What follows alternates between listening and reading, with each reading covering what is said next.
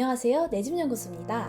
제가 4년 동안 월세로 살았는데 매달 내는 월세가 좀 아깝더라고요. 그래서 이자가 낮은 청년 전세 대출을 받아 전세로 가볼까 싶어서 전세를 열심히 알아봤는데요. 아무래도 1, 2억과 같이 큰 돈이 들어가다 보니 정말 따져볼 게 많았습니다. 계약 전 이것만은 아셨으면 하는 내용을 정리해둔 자료가 있어서 소개해드릴게요. 먼저 무허가 불법 건축물이 아닌지 확인해 보셔야 합니다. 계약 전 집을 보실 때 집 상태나 컨디션, 옵션 유무나 위치를 많이 살펴보실 텐데요. 무허가 불법 건축물은 아닌지 꼭 확인해 주세요. 무허가 불법 건축물은 전입신고를 할 수 없을 뿐더러 주택임대차보호법 적용을 받지 않아 보증금 보호가 어렵습니다. 불법 건축물이 있는 경우는 대표적으로 이런 식으로 많이 생겼는데요. 부동산에서는 계약 때까지 불법 건축물을 철거하겠다 이런 식으로 얘기하는 것도 있더라고요.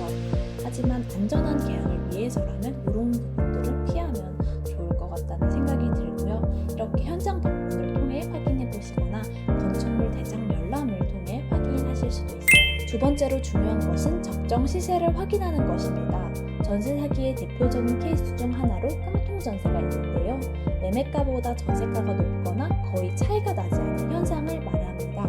그래서 주변 시세 대비 전세가가 적정한지 과도하게 높은 것은 아닌지 확인해 볼 필요가 있어요. 매매가가 하락하거나 경매 시 보증금 전액 반환이 어려울 때를 대비해 전세가율이 높은 매물은 조심해야 하고요. 기존에 시세가 있는 곳은 시세 조회를 하면 대부분 나오고요. 보통 60% 정도가 적정하다고 하는데 어떤 곳은 지역 특성상 90%에 육박하기도 하고 지역마다 차이가 있는 경우가 많았습니다. 저 같은 경우는 가계약을 신축 빌라로 했었는데 신축 빌라의 경우 시세나 감정평가 금액을 알기 어렵다는 이유로 전세 사기의 타겟이 되더라고요. 그래서 국가에서 지원하는 무료 감정평가도 2번이나 받아보고 부동산 앱을 통해서 실제 계약할 매물과 평수와 준공일시가 유사한 곳을 찾아서 시세도 확인해보고 이를 취급하는 부동산을 찾아가서 시세를 확인해봤습니다.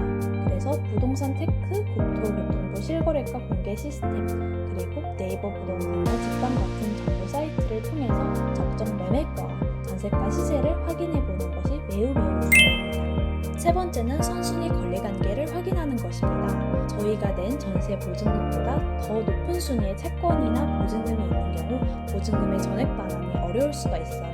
그래서 등기부 등본을 통해 가등기, 가압류 여부, 담보권 설정 여부 등을 확인해야 합니다. 특히 다가구 주택의 경우 개별 호실별로 등기를 할 수 없기 때문에 세입자들의 선순위 보증금 확인이 어려운데요. 이 경우 임대인에게 전입세대 열람 내역을 요청을 해서 이 선순위 보증금 내용을 확인을 해야 합니다.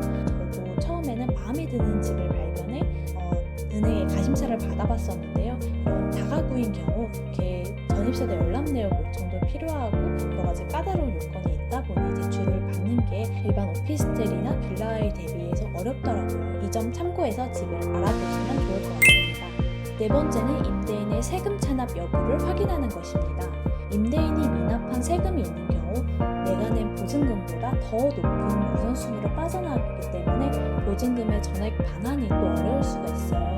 그래서 미납 내역이 있는지 확인해 보시는 게 좋습니다. 보통 계약할 때 같이 확인해 달라고 부동산에 요청을 하시면 되는데 계약 체결 후에는 임대인의 동의 없이도 미납 국세 열람을 하실 수 있습니다. 지금까지 전세 계약 시에 알아야 되는 내용을 살펴봤어요. 하지만 전세 제도를 찾아볼수록 아쉬운 점이 많이 보이더라고요. 보통 은행에서 돈을 빌려줄 때는 개인의 신용도나 재직 여부 등을 꼼꼼히 살펴보는데 저희는 집을 빌려주는 대가로 임대인에게 큰 돈을 덜컥 내어주는 거잖아요. 그렇다 보니 집값이 폭락하거나 다음 세입자가 들어오지 않는다면 돈이 꼼짝없이 묶이게 되고 못 받게 될 수 있기도 하고요. 그렇다 보니 아무리 대안력을 갖추고 철저하게 대비를 해도 쉽지 않은 게 전세이더라고요. 보증보험을 들어놨다면 돈을 돌려받을 수 있다곤 하지만 이행 청구 과정도 쉽지 않은 게 현실이고요. 지금까지 전세 계약 시에 확인해야 할 체크리스트를 알아봤는데요.